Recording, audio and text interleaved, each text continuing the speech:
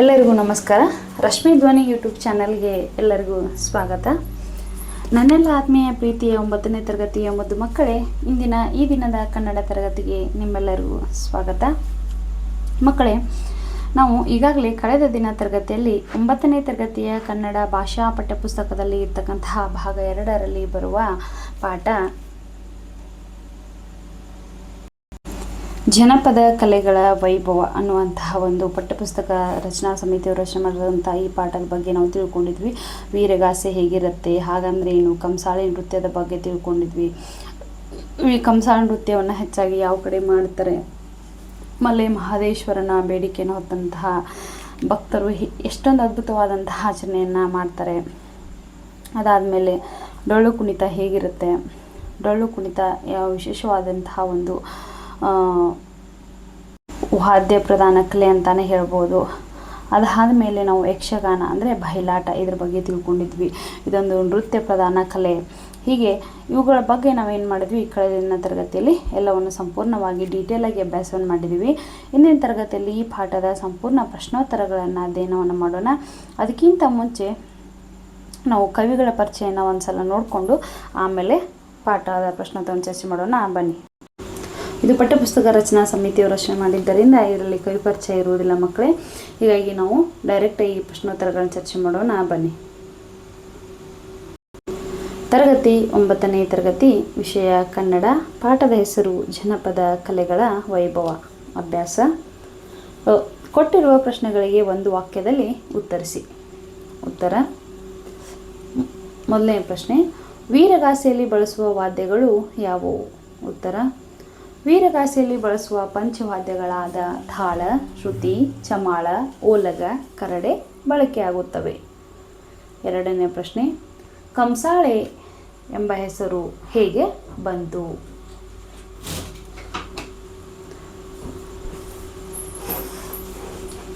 ಉತ್ತರ.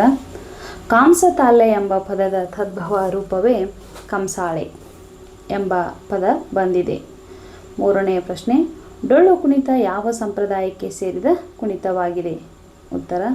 ಡೊಳ್ಳು ಕುಣಿತವು ಬೀರೇಶ್ವರ ಸಂಪ್ರದಾಯಕ್ಕೆ ಸೇರಿದ ಹಾಲುಮತ ಸಮುದಾಯದ ಕುಣಿತವಾಗಿದೆ.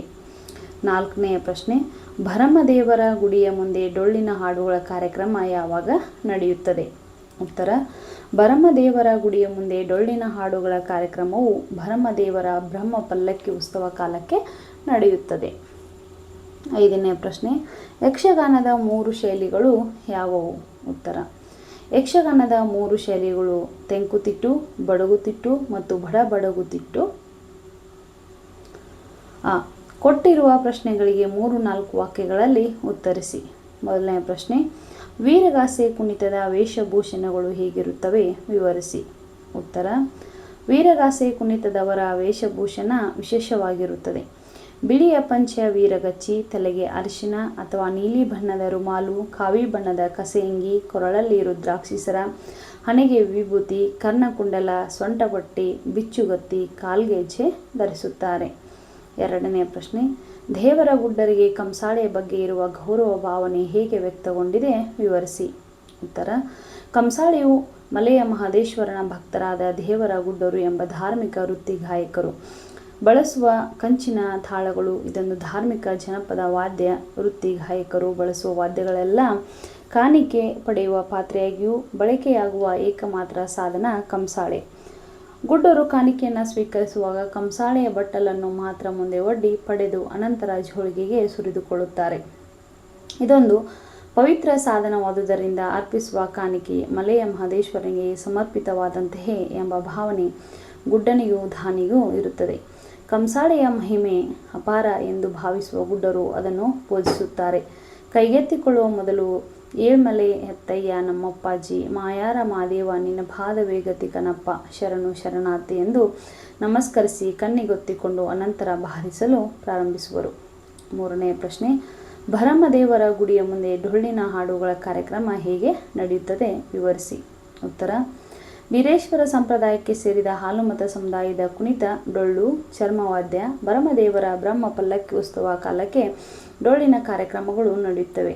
ಶ್ರಾವಣ ಸೋಮವಾರ, ಅಮಾವಾಸ್ಯೆಯ ದಿನ ಮತ್ತು ಯುಗಾದಿಯಂದು ಪಲ್ಲಕ್ಕಿ ಉತ್ಸವದ ತರುವಾಯ ಭರಮದೇವರ ಗುಡಿಯ ಮುಂದೆ ಡೊಳ್ಳಿನ ಹಾಡುಗಳ ಕಾರ್ಯಕ್ರಮ ನಡೆಯುತ್ತದೆ. ಅದರಂತೆ ಭಕ್ತರು ದೇವರ ಮುಮ್ಮೇಳದವರಾಗಿ ಒಬ್ಬರು ಡೊಳ್ಳು ಬಾರಿಸುತ್ತಾ ಹಾಡು ಹೇಳುತ್ತಾರೆ. ಹಿಮ್ಮೇಳದಲ್ಲಿ ಹಲವರು ತಾಳ ಮತ್ತು ಬಾರಿಸುತ್ತಾ ಮುಮ್ಮೇಳದವರು ಹೇಳಿಕೊಟ್ಟ ಹಾಡಿನ ಭಾಗವನ್ನು ಹೇಳುತ್ತಾರೆ. ಸಾಮಾನ್ಯವಾಗಿ ಅಥವಾ ದೈವ ಭಕ್ತರ ಕಥೆಯಾಗಿರುತ್ತದೆ. ಸಾಮಾನ್ಯವಾಗಿ ದೈವ ಭಕ್ತರ ಕಥೆಯಾಗಿರುತ್ತದೆ. 4ನೇ ಪ್ರಶ್ನೆ, ಬಡಗುತಿಟ್ಟುಗಳ ವೈಶಿಷ್ಟ್ಯವೇನು ವಿವರಿಸಿ. ಉತ್ತರ: ಯಕ್ಷಗಾನದ ಶೈಲಿಗಳು ತೆಂಕುತಿಟ್ಟು, ಬಡಗುತಿಟ್ಟು, ಬಡಗುತಿಟ್ಟು. ತೆಂಕುತಿಟ್ಟಿನ ಚಂಡ ವಾದ್ಯಕನಿಗೆ ಆಸನವು ವ್ಯವಸ್ಥೆ ಇರುವುದಿಲ್ಲ.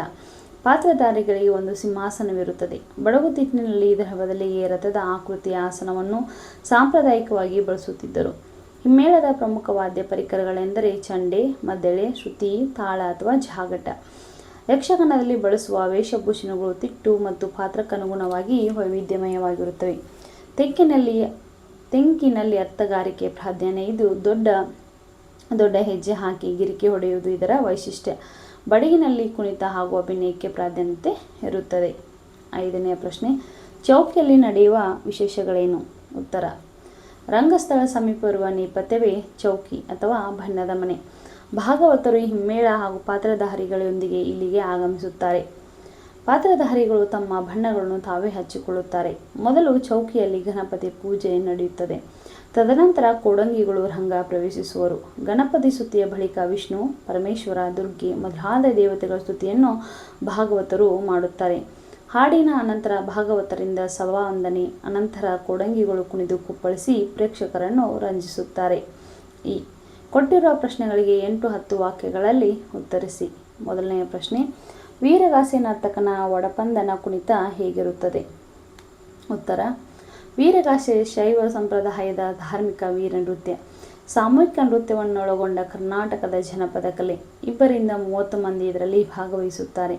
ಸಾಮಾನ್ಯವಾಗಿ ವೀರಗಾಸೆಯವರು ಬಿಳಿಯ ಪಂಚೆ, ವೀರಗಚ್ಚೆ, ತಲೆಗೆ ಅರಿಶಿನ ಅಥವಾ ನೀಲಿ ಬಣ್ಣದ ರುಮಾಲು, ಕಾವಿ ಬಣ್ಣದ ಕಸೆಯಂಗಿ, ಕೊರಳಲ್ಲಿ ರುದ್ರಾಕ್ಷಿ ಸರ, ಹಣೆಗೆ ವಿಭೂತಿ, ಕರ್ಣಕುಂಡಲ, ಸೊಂಟಪಟ್ಟಿ, ಬಿಚ್ಚುಗತ್ತಿ, ಕಾಲ್ಗೆಜೆ ಧರಿಸುತ್ತಾರೆ. ಆಹಾ ರುದ್ರ, ಆಹಾ ದೇವ ಎಂದು ವೀರಗಾಸೆಯ ನರ್ತಕ ಹೇಳುವ ಉಡುಪಿನೊಂದಿಗೆ ಕುಣಿತ ಪ್ರಾರಂಭವಾಗುತ್ತದೆ. ಈ ಕುಣಿತದಲ್ಲಿ ವೀರಭದ್ರನ ಹುಟ್ಟಿದ ಸಂದರ್ಭದ ವರ್ಣನೆಯನ್ನು ಮಾಡುತ್ತಾರೆ.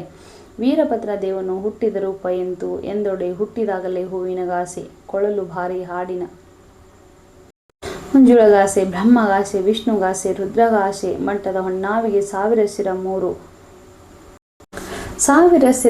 1000 ನಯನ 2000 ಭುಜ, ಕಕ್ಕರಿಸಿದ ಕಣ್ಣು, ಜುಂಜು ಮಂಡೆ ಇತ್ತಪ್ಪ ಶ್ರೀ ವೀರಭದ್ರ ದೇವರು ಹೋಮದ ಕುಂಡದ ಒಳಗೆ ಹೇಗೆ ಬರುತ್ತಾರೆಂದರೆ ಎಂದು ಹೇಳುತ್ತಾ ಕುಣಿತವು ನಡೆದಿರುತ್ತದೆ. ಮಕ್ಕಳೇ, ಸ್ವಲ್ಪ ಇದನ್ನು ಟೈಪ್ ಮಾಡುವಂಥ ಸಂದರ್ಭದಲ್ಲಿ ಹೆಚ್ಚು ಕಮ್ಮಿ ಆಗಿರುತ್ತೆ, ಕ್ಷಮೆ ಇರಲಿ.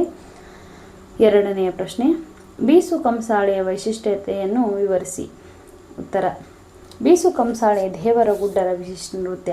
ಕರ್ನಾಟಕದ ಜನಪದ ನೃತ್ಯಗಳಲ್ಲಿ ಅಪೂರ್ವವಾದದ್ದು. ಇದರಲ್ಲಿ ಬಾರ್ಬಟ್ಟು, ತಬ್ಬಿಟ್ಟು ಮುಂತಾದ ಬಗೆಗಳಿವೆ. 4 ಮಂದಿ ಗುಡ್ಡರು ಒಂದು ಕಡೆ ನಿಂತು ಲಿಂಗ ಬಾ ಮುದ್ದು ಲಿಂಗ ಬಾ ನಮ್ಮ ಮುದ್ದು ಮಾದಯ್ಯ ಲಿಂಗ ಬಾ ಎಂದು ಹಾಡುತ್ತಾರೆ. ಕಂಸಾಳೆ ಹಿಡಿದ ಗುಡ್ಡ ತಾಳಕ್ಕೆ ತಕ್ಕಂತೆ ವೈವಿಧ್ಯ ವಿನ್ಯಾಸದಲ್ಲಿ ಬಾರಿಸುತ್ತಾ ಕುಣಿಯುತ್ತಾನೆ. ತಲೆಯ ಮೇಲೆ ಬೆನ್ನ ಹಿಂದೆ ಕಾಲ ಕೆಳಗೆ ಕುಳಿತು ನಿಂತು ಬಾಗಿ ಬಳುಕಿ ತೀವ್ರ ಗತಿಯಲ್ಲಿ ವರ್ತಿಸುವ ಭಂಗಿ ಹಾಗೂ ಅದು ಅದ್ಭುತ. ಒಮ್ಮೊಮ್ಮೆ ಇಬ್ಬರು ಗುಡ್ಡರು ಕಲೆತು ನರ್ತಿಸುವುದುಂಟು. ಒಬ್ಬರ ಕಂಸಾಳೆಗೆ ಮತ್ತೊಬ್ಬರು ಕುಟ್ಟುತ್ತಾ ಕುಣಿಯುವ ವೈಖರಿ ಆಕರ್ಷಕವಾಗಿರುತ್ತದೆ. 3ನೇ ಪ್ರಶ್ನೆ, ಡೊಳ್ಳು ಬಾರಿಸುವ ಕಲಾವಿದರ ವೇಷಭೂಷಣಗಳು ಹೇಗಿರುತ್ತವೆ.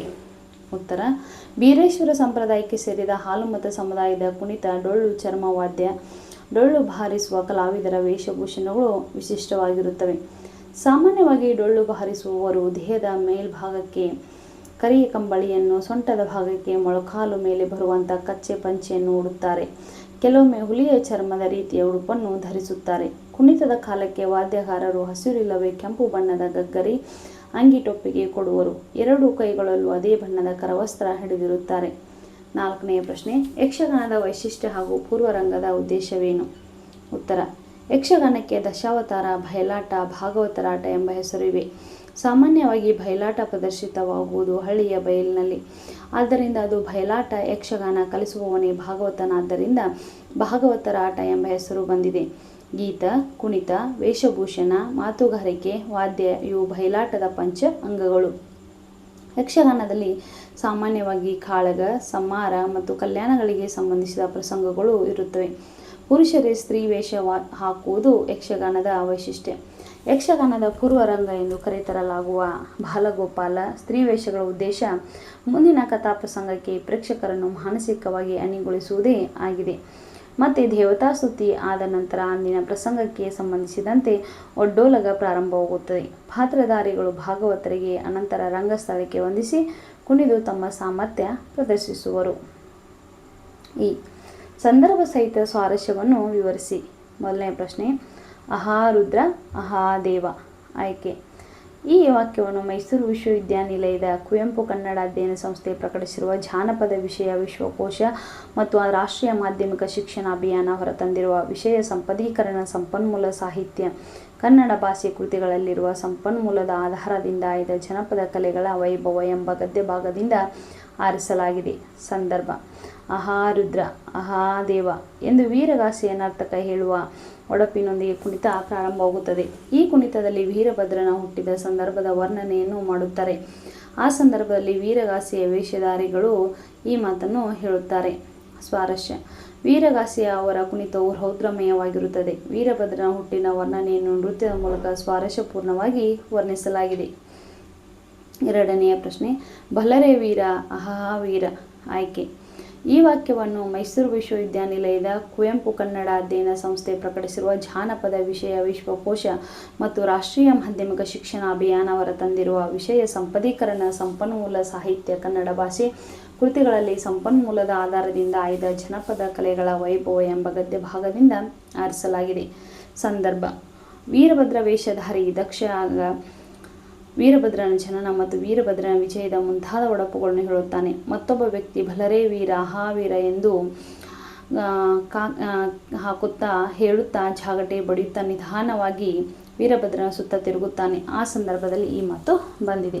ಸ್ವಾರಸ್ಯ: ವೀರಭದ್ರನ ವಿಜಯವನ್ನು ವೀರಗಾಸೆಯ ವೇಷಧಾರಿಯು ಕುಣಿಯುತ್ತಾ ಒಡಪಿಗೆ ತಕ್ಕಂತೆ ಕಾಲು ಹಾಕುತ್ತಾ ಕುಣಿಯುವುದು ರೋಮಾಂಚನಕಾರಿಯಾಗಿರುತ್ತದೆ ಎಂಬ ಅಂಶವು ಸ್ವಾರಸ್ಯಪೂರ್ಣವಾಗಿ ಮೂಡಿಬಂದಿದೆ.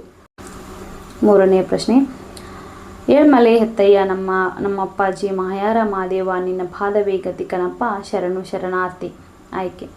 ಈ ವಾಕ್ಯವನ್ನು ಮೈಸೂರು ವಿಶ್ವವಿದ್ಯಾನಿಲಯದ ಕುವೆಂಪು ಕನ್ನಡ ಅಧ್ಯಯನ ಸಂಸ್ಥೆ ಪ್ರಕಟಿಸಿರುವ ಜಾನಪದ ವಿಷಯ ವಿಶ್ವಕೋಶ ಮತ್ತು ರಾಷ್ಟ್ರೀಯ ಮಾಧ್ಯಮಿಕ ಶಿಕ್ಷಣ ಅಭಿಯಾನ ಹೊರತಂದಿರುವ ವಿಷಯ ಸಂಪದೀಕರಣ ಸಂಪನ್ಮೂಲ ಸಾಹಿತ್ಯ ಕನ್ನಡ ಭಾಷೆ ಕೃತಿಗಳಲ್ಲಿರುವ ಸಂಪನ್ಮೂಲದ ಆಧಾರದಿಂದ ಆಯ್ದ ಜನಪದ ಕಲೆಗಳ ವೈಭವ ಎಂಬ ಗದ್ಯ ಭಾಗದಿಂದ ಆಯ್ಕೆ ಮಾಡಿಕೊಳ್ಳಲಾಗಿದೆ. ಸಂದರ್ಭ: ಗುಡ್ಡದವರು ಕಾಣಿಕೆಯನ್ನು ಪಡೆಯುವ ಮೊದಲು ಕಂಸಾಳೆಯನ್ನು ಮುಂದೆ ಚಾಚಿ ಕಾಣಿಕೆಯನ್ನು ಪಡೆಯುತ್ತಾರೆ. ಕಂಸಾಳೆಯ ಮಹಿಮೆ ಅಪಾರ ಎಂದು ಭಾವಿಸುವ ಗುಡ್ಡರು ಅದನ್ನು ಪೂಜಿಸುತ್ತಾರೆ. ಕೈಗೆತ್ತಿಕೊಳ್ಳುವ ಮೊದಲು ಏಳ್ಮಲೆ ಎತ್ತಯ್ಯ ನಮ್ಮ ಸ್ವಾಮಿ ಮಾಯಾರ ಮಾದೇವ ನಿನ್ನ ಪಾದವೇ ಗತಿ ಕಣಪ್ಪ ಶರಣು ಶರಣಾರ್ಥಿ ಎಂದು ನಮಸ್ಕರಿಸುವ ಸಂದರ್ಭದಲ್ಲಿ ಈ ಮಾತನ್ನು ಹೇಳುತ್ತಾರೆ. ಸ್ವಾರಸ್ಯ: ದೇವರ ಗುಡ್ಡದವರು ಮಲೆ ಮಹದೇಶ್ವರನ ಮೇಲೆ ಇಟ್ಟಿರುವ ಭಕ್ತಿಯಷ್ಟೇ ಕಂಸಾಳೆಯ ಮೇಲೂ ಎಂಬುದು ಸ್ವಾರಸ್ಯಕರವಾಗಿದೆ. ನಾಲ್ಕನೇ ಪ್ರಶ್ನೆ, ಸ್ವಾಮಿ ನಮ್ಮಯ್ಯ ದೇವರು ಬಂದಾನ ಬನ್ನೇರಿ. ಆಯ್ಕೆ.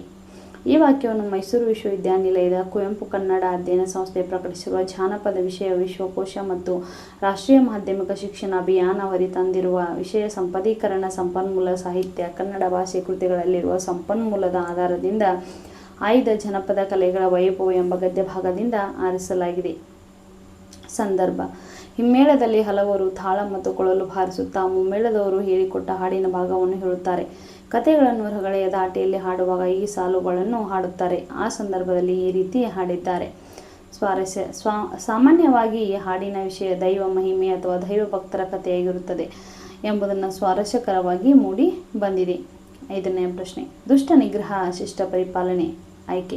ಈ ವಾಕ್ಯವನ್ನು ಮೈಸೂರು ವಿಶ್ವವಿದ್ಯಾನಿಲಯದ ಕುವೆಂಪು ಕನ್ನಡ ಅಧ್ಯಯನ ಸಂಸ್ಥೆ ಪ್ರಕಟಿಸಿರುವ ಜಾನಪದ ವಿಷಯ ವಿಶ್ವಕೋಶ ಮತ್ತು ರಾಷ್ಟ್ರೀಯ ಮಾಧ್ಯಮಿಕ ಶಿಕ್ಷಣ ಅಭಿಯಾನ ಹೊರತಂದಿರುವ ವಿಷಯ ಸಂಪದೀಕರಣ ಸಂಪನ್ಮೂಲ ಸಾಹಿತ್ಯ ಕನ್ನಡ ಭಾಷೆ ಕೃತಿಗಳಲ್ಲಿರುವ ಸಂಪನ್ಮೂಲದ ಆಧಾರದಿಂದ ಆಯ್ದ ಜನಪದ ಕಲೆಗಳ ವೈಭವ ಎಂಬ ಗದ್ಯ ಭಾಗದಿಂದ ಆರಿಸಲಾಗಿದೆ. ಸಂದರ್ಭ: ಕಾಳಗ ಸಂಹಾರ ಮತ್ತು ಕಲ್ಯಾಣಗಳಿಗೆ ಸಂಬಂಧಪಟ್ಟ ಪ್ರಸಂಗಗಳೇ ಹೆಚ್ಚು. ಕಾಳಗವಿಲ್ಲದೆ ಯಕ್ಷಗಾನ ಇರುವುದಿಲ್ಲ. ಯಕ್ಷಗಾನ ಪ್ರಸಂಗ ರಚಿಸಿದವರು ದುಷ್ಟ ನಿಗ್ರಹ ಶಿಷ್ಟ ಪರಿಪಾಲನೆ ತತ್ವಗಳನ್ನು ಪ್ರಸಂಗಗಳಲ್ಲಿ ಅಳವಡಿಸಿರುತ್ತಾರೆ. ಆ ಸಂದರ್ಭದಲ್ಲಿ ಈ ಮಾತು ಬಂದಿದೆ. ಸ್ವಾರಸ್ಯ. ಯಕ್ಷಗಾನ ಜನರಲ್ಲಿ ಧಾರ್ಮಿಕ ಮತ್ತು ನೀತಿ ಪ್ರಶ್ನೆಗಳನ್ನು ಬೆಳೆಸಲು ಸಹಕಾರಿಯಾಗಿದೆ ಎಂಬುದು ಸ್ವಾರಸ್ಯಪೂರ್ಣವಾಗಿ ವರ್ಣಿಸಲಾಗಿದೆ. ಸೂಕ್ತ ಉತ್ತರವನ್ನು ಆರಿಸಿ ಬರೆಯಿರಿ. ಮೊದಲನೇ ಪ್ರಶ್ನೆ, ವೀರಗಾಸೆ ಡ್ಯಾಶ್ ಸಂಪ್ರದಾಯಕ್ಕೆ ಸೇರಿದ ನೃತ್ಯ. ಶೈವ, ವೈಷ್ಣವ, ಬೀರೇಶ್ವರ, ಶ್ರೀ ವೈಷ್ಣವ. ಉತ್ತರ ಶೈವ. ಎರಡನೇ ಪ್ರಶ್ನೆ, ಕಂಸಾಳೆ ಗುಡ್ಡದವರು ಕಂಸಾಳೆಯನ್ನು ಕೈಗೆತ್ತಿಕೊಳ್ಳುವ ಮೊದಲು ಡ್ಯಾಶ್ ದೇವರನ್ನು ಸ್ಮರಿಸುತ್ತಾರೆ. ಭೈರವೇಶ್ವರ, ಮಹದೇಶ್ವರ, ನಂಜುಂಡೇಶ್ವರ, ವೈದ್ಯೇಶ್ವರ. ಆಪ್ಷನ್ಸ್. ಉತ್ತರ ಮಹದೇಶ್ವರ. ಮೂರನೇ ಪ್ರಶ್ನೆ, ಡೊಳ್ಳು ಕುಣಿತದ ಕಲಾವಿದರು ಹಾಡುವ ಬೀರೇಶ್ವರ ದೇವರ ಹಾಡು ಡ್ಯಾಶ್ ಉದಾಹರಣೆ ಕರೆಯುತ್ತಾರೆ. ಭಕ್ತಿಗೀತೆ, ಭಾವಕ್ಕೆ ಕಾವ್ಯಗೀತೆ, ಜನಪದ ಗೀತೆ. ಇವು ಆಪ್ಷನ್ಸ್ ರೀ. ಉತ್ತರ ಭಾವಕ್ಕೆ ಕಾವ್ಯಗೀತೆ. ನಾಲ್ಕನೆಯ ಪ್ರಶ್ನೆ, ಯಕ್ಷಗಾನದಲ್ಲಿ ರಂಗಸ್ಥಳದ ಸಮೀಪ ಇರುವ ನೇಪಥ್ಯವನ್ನು ಡ್ಯಾಶ್ ಎಂದು ಕರೆಯುತ್ತಾರೆ. ವೇದಿಕೆ, ಸಭಾಮಂಟಪ, ಚಕ್ಕಿ, ತೆರೆ. ಅಂದರೆ ಚೌಕಿ ಆಗಬೇಕದು. ಉತ್ತರ ಚೌಕಿ. ಹೊಂದಿಸಿ ಬರೆಯಿರಿ. ಇಲ್ಲಿ ಅ ಪಟ್ಟಿ ಮತ್ತು ಆ ಪಟ್ಟಿ ಅಂತ ಮಾಡಿರ್ತಾರೆ. ಮೊದಲನೇದಾಗಿ ವೀರಭದ್ರ ಅ ಪಟ್ಟಿ, ಆ ಪಟ್ಟಿಯೊಳಗೆ ಕಾಂಸ ತಾಲ್ಯ. ಎರಡನೇದು ಕಂಸಾಳ ಚರ್ಮವಾದ್ಯ. ಮೂರನೇದು ಡೊಳ್ಳು, ಆ ಪಟ್ಟಿಯೊಳಗೆ ಮಹಾಕಾವ್ಯ. ನಾಲ್ಕನೇದು ಯಕ್ಷಗಾನ, ಆ ಪಟ್ಟಿ ವೇಷಭೂಷಣ. ಐದನೇ ಪ್ರಶ್ನೆ ಮಹದೇಶ್ವರ, ಇದು ಭಾಗವತ ಅಂಥೇಳಿ. ಇನ್ನು ಎರಡು ಎಕ್ಸ್ಟ್ರಾ ಆಪ್ಷನ್ ಕೊಟ್ಟಾರ ನೋಡ್ರಿ. ಏಳ್ಮಲೆ ಹೆತ್ತಯ್ಯ ಮತ್ತು ದಿವಟಿಗೆ. ಸರಿ ಉತ್ತರಗಳು ಒಡಪು, ಕಾಂಸತಾಲ್ಯ, ಧರ್ಮವಾದ್ಯ, ಭಾಗವತ, ಏಳ್ಮಲೆ ಹೆತ್ತಯ್ಯ. ಮಕ್ಕಳೇ, ಇಂದಿನ ತರಗತಿಯಲ್ಲಿ ನಾವು ಜನಪದ ಕಲೆಗಳ ವೈಭವ ಪಾಠದ ಸಂಪೂರ್ಣ ಪ್ರಶ್ನೋತ್ತರಗಳನ್ನು ಚರ್ಚೆ ಮಾಡಿದ್ದೀನಿ. ನಾಳೆ ದಿನ ತರಗತಿಯಲ್ಲಿ ಮತ್ತೊಂದು ಅದ್ಭುತವಾದಂತಹ ಪಾಠದೊಂದಿಗೆ ನಿಮ್ಮೆಲ್ಲರನ್ನ ಭೇಟಿ ಆಗ್ತೀನಿ ಅಂತ ಹೇಳ್ತಾ ಇನ್ನೇನು ತರಗತಿಯನ್ನು ಮುಗಿಸ್ತಾ ಇದ್ದೀನಿ. ಎಲ್ಲರಿಗೂ ನಮಸ್ಕಾರ.